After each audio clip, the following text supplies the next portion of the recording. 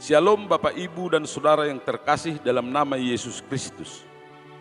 Kita berjumpa kembali pada minggu ini dan harapan kami, semoga kita dalam keadaan sehat dalam perlindungan Tuhan. Semoga Tuhan menyertai kita melakukan aktivitas sehari-hari, baik di berbagai bidang pekerjaan, di dalam tugas-tugas pelayanan, dan di dalam kehidupan keluarga. Pada hari ini marilah bersekutu untuk mendengarkan firman Tuhan. Melalui firman ini Tuhan menyapa kita, menyegarkan jiwa kita dan menguatkan sendi-sendi kehidupan kita. Kita awali pembacaan firman ini dengan berdoa. Allah Bapa di surga yang mengasihi kami, terima kasih atas kesempatan yang sangat berharga ini, di mana Engkau berkenan hadir di tengah-tengah kami melalui firman ini. Kiranya firman ini menjadi bekal bagi kami dalam menjalani kehidupan ini. Roh Kuduslah yang memimpin hati dan pikiran kami, dan kiranya firman-Mu ini menguasai kehidupan kami. Sempurnakanlah doa kami ini ya Bapa, yang kami mohonkan hanya di dalam nama Yesus Kristus Juru Selamat kami. Amin. Bapak, Ibu, dan Saudara sekalian yang terkasih, penderitaan adalah bagian dari kenyataan hidup seutuhnya. Barangkali kita pernah mengalaminya, atau kita sedang mengalaminya pada saat ini, atau kelak kita akan mengalaminya. Maka ketahuilah dan ingatlah bahwa betapapun kenyataan itu tidak menyenangkan, tetapi kita tidak dapat menghindarinya. Menyadari bahwa penderitaan itu adalah sebagian dari kita yang harus kita hadapi, maka kita harus menyatakan iya kepadanya, sebab itulah satu-satunya hidup yang kita miliki. Selanjutnya, bagaimana menyikapi penderitaan yang kita alami? Apakah kita menuduh bahwa Tuhan tidak peduli atas penderitaan kita? Apakah kita menuduh bahwa Tuhan telah meninggalkan kita? Atau sebaliknya, apakah kita akan menghadapinya dengan sikap beriman? Apakah kita masih mampu berkata bahwa Tuhan itu adalah Tuhan yang setia dan penuh kasih? Hal itulah yang akan kita dengarkan lebih lanjut melalui khotbah pada minggu yang ke-19 setelah Trinitatis pada tanggal 10 Oktober tahun 2021. Nats khotbah dipilih dari kitab Ayub pasal 23 ayat 10 sampai dengan ayat yang ke-17 dengan topik minggu, Allah yang tidak pernah berubah. Marilah kita dengarkan bersama-sama. Saya akan membacakannya untuk kita. Judul perikop, Ayub ingin membela diri di hadapan Allah. Karena ia tahu jalan hidupku, seandainya ia menguji aku akan timbul seperti emas. Kakiku tetap mengikuti jejaknya, aku menuruti jalannya dan tidak menyimpang. Perintah dari bibirnya tidak kulanggar, dalam sanubariku kusimpan ucapan mulutnya. Tetapi ia tidak pernah berubah. Siapa dapat menghalangi dia? Apa yang dikehendakinya dilaksanakannya juga. Karena ia akan menyelesaikan apa yang ditetapkan atasku. Dan banyak lagi hal yang serupa itu dimaksudkannya. Itulah sebabnya hatiku gemetar menghadapi dia. Kalau semuanya itu kubayangkan, maka aku ketakutan terhadap dia.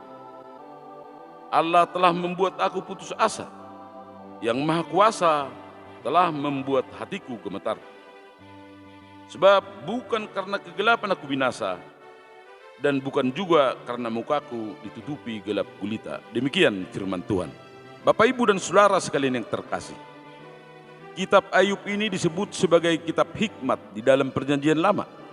karena isinya berbicara tentang hal yang terpenting dalam hidup manusia. Pada bagian awal dari kitab ini dijelaskan tentang Ayub sebagai hamba Allah yang setia. Ayub dikaruniai anak, kesehatan dan harta yang melimpah.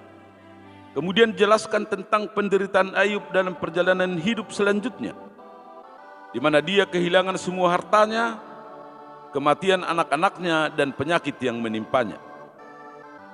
Atas semua penderitaan itu, semua orang menjauhkan diri. Istrinya mempengaruhi supaya Ayub meninggalkan Allah, dan sahabat-sahabatnya pun menghakiminya sebagai orang berdosa. Oleh karenanya Ayub berputus asa, menyesali kenapa dia lahir ke dunia ini. Ayub mempertanyakan keadilan Allah, padahal dia merasa sebagai hamba Allah yang taat dan setia. Pada bagian lain, dijelaskan bahwa sesungguhnya Allah mengetahui segala sesuatu yang terjadi kepada Ayub. Allah mengasihi Ayub, dan yang terpenting, Allah melindungi nyawa Ayub sekalipun dia mengalami penderitaan yang luar biasa itu. Selanjutnya, di dalam nats pembacaan kita, Ayub ingin membela diri di hadapan Allah, menjelaskan apa yang terjadi di dalam kehidupan yang dialaminya. Dan adapun pokok-pokok penjelasan itu adalah sebagai berikut. Yang pertama, Ayub percaya bahwa Allah mengetahui semua yang dialaminya. Pengertian Allah mengetahui dalam hal ini mencakup Allah memahami, mengerti dan menyetujui. Ayub bersaksi bahwa Allah mengetahui segala sesuatu yang terjadi dalam kehidupan setiap orang, sebab dialah yang menciptakan langit, bumi dan segala isinya. Allah menguasai ciptaannya dan mengetahui apa yang penting bagi ciptaannya itu. Dengan kata lain, segala ciptaan berada di bawah otoritas Allah. Yang kedua, Ayub meyakini bahwa Allah sedang menguji dan menempa imannya. Allah berkuasa atas segala ciptaannya, dan otoritas Allah adalah mutlak kepada ciptaannya. Apabila manusia mengalami pencobaan, sesungguhnya Allah mengetahuinya, dan seandainya pun Allah membiarkan manusia jatuh ke dalam pencobaan, sesungguhnya hal itu adalah ujian untuk menggembleng dan meningkatkan iman. Bandingkan dengan 1 Petrus pasal 1 ayat 6 sampai dengan ayat yang ke-7. Iman seseorang harus diuji dan ditempa sebagaimana emas yang harus dibakar di dalam tanur dengan suhu yang sangat tinggi untuk memisahkannya dengan unsur-unsur lain, sehingga didapatkanlah emas yang murni. Dengan kata lain, Ayub bersaksi bahwa Allah sedang mengujinya untuk memurnikan imannya. Yang ketiga, Ayub teguh dalam imannya kepada Allah. Sekalipun Ayub mengalami penderitaan yang sangat berat, dia tidak meninggalkan Allah. Bagi Ayub adalah lebih berharga perintah dan ucapan Allah daripada hidupnya sendiri. Adalah lebih penting untuk memelihara dan melaksanakan firman Tuhan daripada hal apapun di dalam hidupnya. Bandingkan dengan kitab Ayub pasal 23 ayat yang ke-12.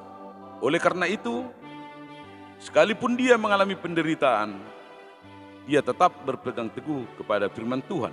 Dan yang keempat, Ayub mengimani bahwa Allah tidak pernah berubah. Allah adalah yang maha kasih dan sangat menyayangi manusia. Kasih Allah tidak terbatas, dan dia mencurahkannya kepada manusia bukan karena perbuatan baik manusia terlebih dahulu.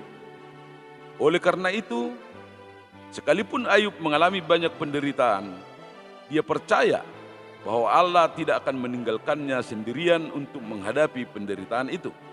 Bandingkan dengan 1 Korintus pasal 10 ayat yang ke-13. Allah adalah kasih, dan kasihnya kepada manusia adalah kekal selama-lamanya. Ayub juga mengimani bahwa Allah adalah Allah yang perkasa, yang berkuasa atas segalanya. Tidak ada yang mustahil bagi Allah.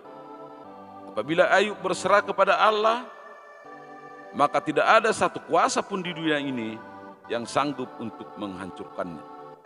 Sesungguhnya Allah adalah Allah yang dahsyat, Allah yang menggetarkan. Bapak, Ibu dan Saudara sekalian yang terkasih, pengalaman Ayub ini adalah pelajaran yang sangat berharga bagi kita pada masa sekarang ini. Apa yang dialami oleh Ayub yang menderita bukan karena kesalahannya juga sering kita alami. Beragam cobaan, ujian dan kesulitan, termasuk pencobaan dari iblis yang berusaha menggoyahkan kehidupan beriman kita, pasti akan kita alami. Maka marilah meneladani keteguhan dan iman Ayub ini. Marilah mengingat pesan firman ini sebagai berikut. Yang pertama, segalanya tunduk di bawah otoritas Allah. Iman percaya kita menegaskan bahwa Allah adalah pencipta segala yang ada. Dengan demikian, semua ciptaan berada dan tunduk di dalam otoritas Allah. Kita juga harus mengimani bahwa Sang Pencipta pastilah memperlakukan ciptaannya dengan baik. Allah Sang Pencipta mengenal kita dengan sempurna dan tidak ada yang tersembunyi di hadapannya. Apapun yang kita lakukan dan yang kita alami di dalam kehidupan ini, semuanya adalah sepengetahuan Allah. Oleh karena itu, marilah melakukan kehendak dan kesukaan Allah dan berserahlah kepadanya. Kita hanya seperti setitik air dalam timba dan dianggap seperti sebutir debu pada neraca. Bandingkan dengan Yesaya pasal 40 ayat yang ke-15. Jadi tahu dirilah kita. Marilah untuk menyadari siapa kita dan siapa Allah. Yang kedua, penderitaan tidak selalu buruk. Bagi yang kuat, penderitaan akan menguatkan. Tetapi bagi yang lemah, penderitaan akan menghancurkan. Itu berarti bahwa penderitaan tidak selalu buruk. Artinya, penderitaan yang sama bisa menghasilkan dampak yang berbeda-beda. Maka berusahalah untuk mengenali dari mana penderitaan itu berasal. Apabila penderitaan itu membinasakan, maka itu adalah penderitaan menurut kehendak dunia. Dan apabila penderitaan itu menghidupkan, maka itu berasal dari Allah. Bandingkan dengan 2 Korintus pasal 7 ayat 10 sampai dengan ayat yang ke-11. Apabila kita mengalami penderitaan, tetaplah setia di jalan Allah. Bertindak hati-hati dan tidak menyimpang ke kanan atau ke kiri. Bandingkan dengan Yosua pasal 1 ayat yang ke-7. Sekali lagi, penderitaan tidak selalu buruk. Dan dari mana penderitaan itu berasal tidaklah begitu penting. Sebab yang terpenting adalah kemana penderitaan itu membawa kita. Kepada kehidupankah atau kepada kebinasaan? Yang ketiga, hidup ini tidak selalu adil. Ayub mengeluh dan berkata, orang benar dan saleh menjadi tertawaan, tetapi amanlah kemah para perusak dan tentramlah mereka yang membangkitkan murka Allah. Ayub pasal 12 ayat 4 dan ayat yang ke-6. Barangkali begitulah jeritan kita ketika mengalami penderitaan. Kita berteriak bahwa ini tidak adil. Tetapi dalam kenyataannya, sia-sialah kita mengharapkan keadilan dari hidup ini. Ketahuilah bahwa karena dosa hidup ini tidak adil dan tidak akan pernah adil. Oleh karena itu janganlah minta keadilan, tetapi mintalah kekuatan untuk menghadapi dan mengatasi ketidakadilan. Apakah Allah akan memenuhi permintaan kita? Tentu Allah akan mengabulkan di dalam kemurahan-Nya. Sebab Allah tidak berubah dan tidak akan pernah berubah. Allah akan memberikan sesuatu yang indah, yang jauh lebih penting dari keadilan, yaitu kebaikan Allah. Kebaikan itu adalah bahwa Allah turut bekerja dalam segala sesuatu untuk mendatangkan kebaikan bagi mereka yang mengasihi Dia. Roma pasal 8 ayat yang ke-28. Sekalipun banyak hal buruk dan kejahatan yang membuat hidup kita menderita, tetapi Allah yang maha baik meramu semua itu sehingga berakhir menjadi kebaikan bagi kita. Dan yang keempat, penderitaan bukanlah kata akhir. Di dalam hidup orang beriman, penderitaan bukanlah kata akhir. Kita tidak perlu melarikan diri daripadanya, tetapi justru sebaliknya, kita harus berjuang untuk menghadapinya. Hanya ada dua pilihan dalam menghadapi penderitaan, yaitu kita mengalahkannya atau kita dikalahkannya. Kalau kita dikalahkannya, berarti kita rela mematikan diri sendiri sebelum kita mati. Sebaliknya, kalau kita mengalahkannya, berarti kita tetap hidup betapapun keadaan kita. Bapak, Ibu, dan saudara sekalian yang terkasih dalam nama Yesus Kristus. Pada bagian akhir dari khotbah ini, marilah meneladani Yesus Kristus yang merangkul penderitaan itu dengan tujuan untuk mengubahkannya. Dari penderitaan itulah lahir kemenangan dan kehidupan yang sesungguhnya. Dan semua itu dilakukannya bukan untuk dirinya sendiri, melainkan untuk seluruh umat manusia. Maka tetaplah berpengharapan dan berteguh di dalam Tuhan, sebab Dia adalah Tuhan yang Maha Pengasih, Maha Baik, dan Maha Kuasa. Allah tidak akan berubah, kasih setianya kekal untuk selama-lamanya. Selamat beribadah pada minggu yang ke-19 setelah Trinitatis. Kiranya Tuhan memberkati kita. Amin.